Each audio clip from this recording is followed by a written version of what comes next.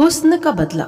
शीला गांव से आकर शहर में कॉलेज में एमए की पढ़ाई कर रही थी। यह उसका दूसरा साल था। प्रदीप इसी शहर के एक वकील का बेटा था। वह भी शीला के साथ कॉलेज में पढ़ाई कर रहा था। अय्याश प्रदीप ने गांव से आई सीधी सादी शीला को अपने जाल में फंसा लिया था। शीला उसे अपना दोस्त माना करती थी। उसकी दोस्ती अब गहरी हो गई थी। इसी दोस्ती का फायदा उठाकर एक दिन प्रदीप उसे घुमाने बाहर पिकनिक के बहाने ले गया। फिर वे मिलते पर सुनसान जगह पर। इसका नतीजा शीला पेट से हो गई थी। जब शीला को पता चला कि उसके पेट में प्रदीप का बच्चा पल रहा है तो वह घबरा गई।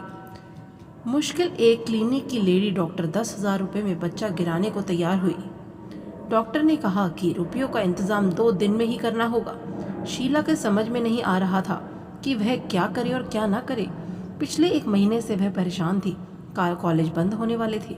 प्रदीप सेमेस्टर का इम्तिहान देने के बाद यह कहकर गया था कि मैं तुम्हें पैसे का इंतजाम 1 से 2 दिन बाद कर दूंगा।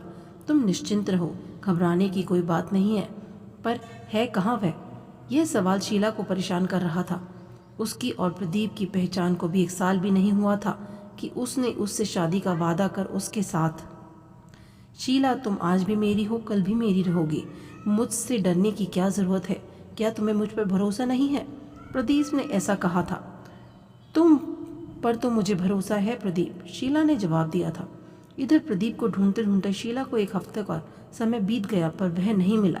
शीला ने उसका घर भी नहीं देखा था। प्रदीप के दोस्तों से पता करने पर मालूम नहीं। सुनते सुनते वह परेशान हो गई थी। शीला ने सोचा कि क्यों ना मैं घर जाकर कॉलेज के पैसे जमा करने के नाम पर पिताजी से रुपए मांग लूं।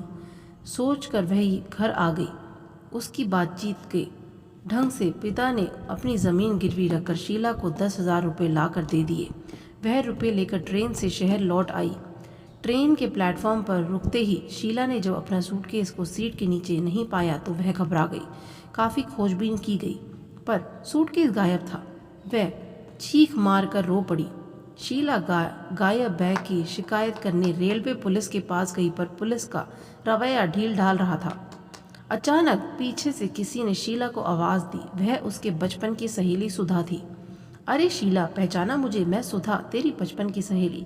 वे दोनों गले लग गई। शीला बार बार कहती, सुधा, तूने मुझ पर बहुत बड़ा एहसान किया है। यह एहसान मैं कैसे चुका पाऊंगी? तुम मेरे पास ही रहो, मैं अकेली हूँ। मेरे रहते तुम्हें किसकी चिंता? शीला अपना मकान छोड़कर सुधा के घर आ गई। शीला को सुधा के पास रहते हुए तकरीबन 6 महीने बीत गए। पिता की बीमारी की खबर पाकर वह गांव चली गई।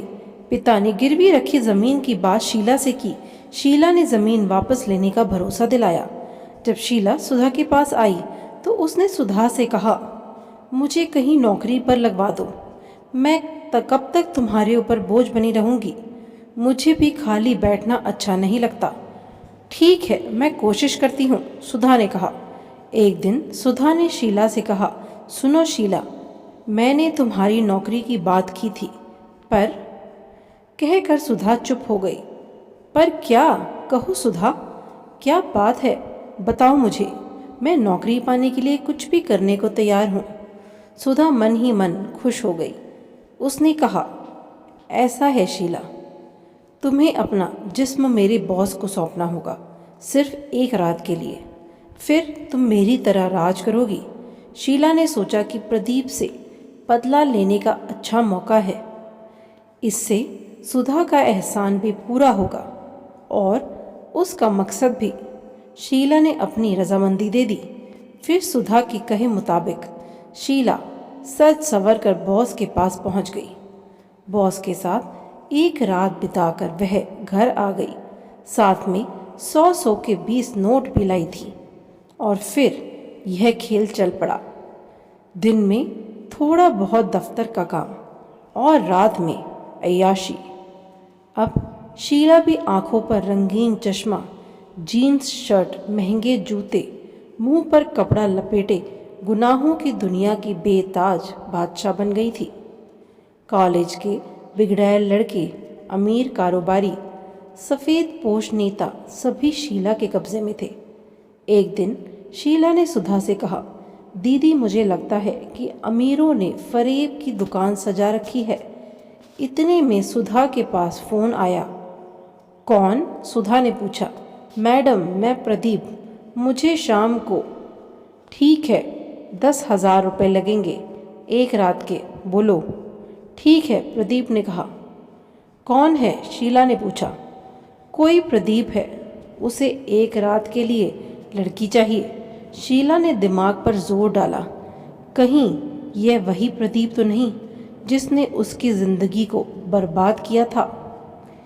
दीदी, मैं जाऊंगी उसके पास, शीला ने कहा। ठीक है, चली जाना, सुधा बोली।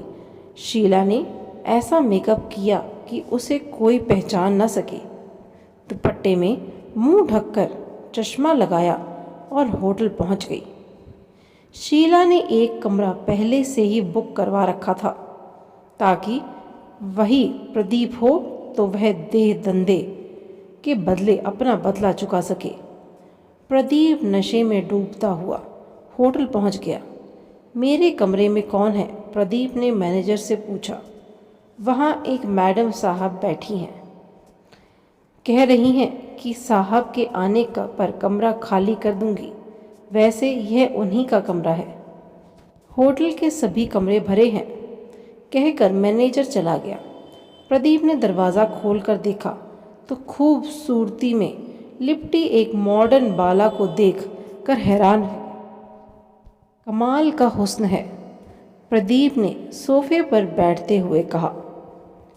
यह आपका कमरा है? जी, शीला ने कहा। मैं आपका नाम जान सकता हूँ? प्रदीप ने पूछा। मोना। आप कपड़े उतारिए और अपना शौक पूरा करें, समय बर्बाद ना करें, इसे अपना ही कमरा समझिए। इसके बाद शीला ने प्रदीप को अपना जिस्म सौंप दिया।